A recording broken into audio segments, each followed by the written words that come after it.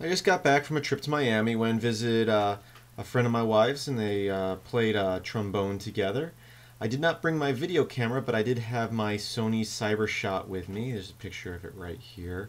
It's kind of an older camera, but it gets the job done, and it does take some MPEG video. Not the highest quality, but you can still do some very simple, nice video editing with it. So I've taken the videos, and here we're in Cinlerra. First thing I'm going to do is I'm going to hit O to import, and I'm going to replace current project. Here are the videos. I'm going to go down to this last one down here, which has the largest size, and that's because it's the longest video, and it's actually them playing one song all the way through. Mainly this is for the audio track, but we're going to use the video a little bit as well. Next, we're going to hit O again to import other video clips. I'm going to select all these video clips here, and they're all just random shots that I took of them playing, anywhere from 3 to 6 seconds I like to take, but you be creative with your timing. And I'm going to create a new resource only at this point, which just adds it to our media clip here. There they are, instead of adding it to the timeline. Now I'm going to click back over here on the timeline, and I'm going to hit Shift-T, which adds a new video track.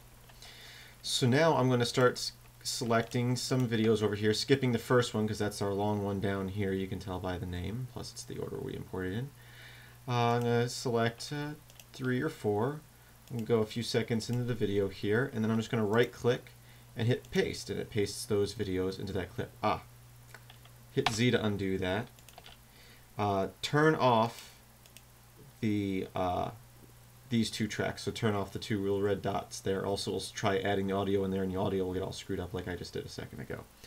So once again, hit paste. It only pastes the video with no audio because there's no audio tracks that are activated right now. I'm going to go a little bit further. I'll select a few more videos, and I'll hit paste. And I'll just do this a few more times till I have all my videos in there, all my little clips. Paste. And I still have some space at the end, so you can reuse some of these shots. You know, I wouldn't use a shot more than I'd say, you know, use it twice at the most. And I'll just paste those in there.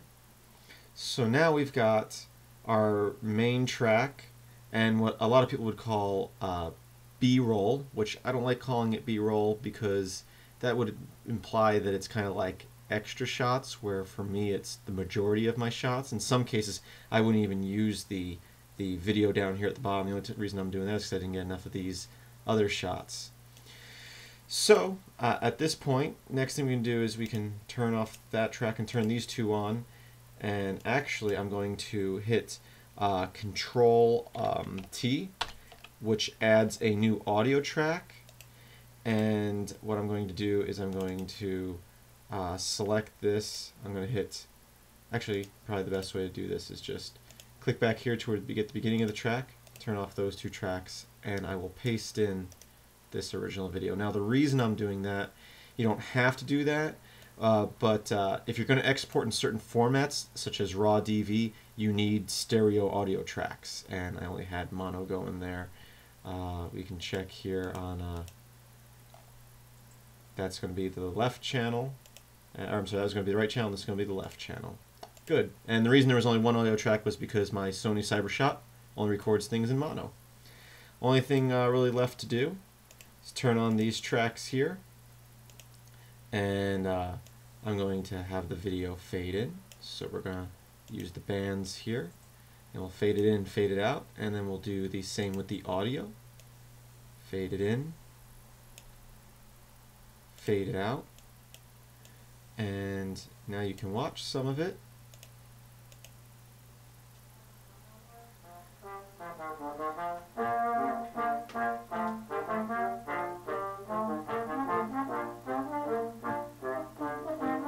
I'm not going to play the whole thing at this point, so the only thing really I have left to do is watch for clipping. If your audio goes into the red too much, go ahead and lower the volume on those tracks.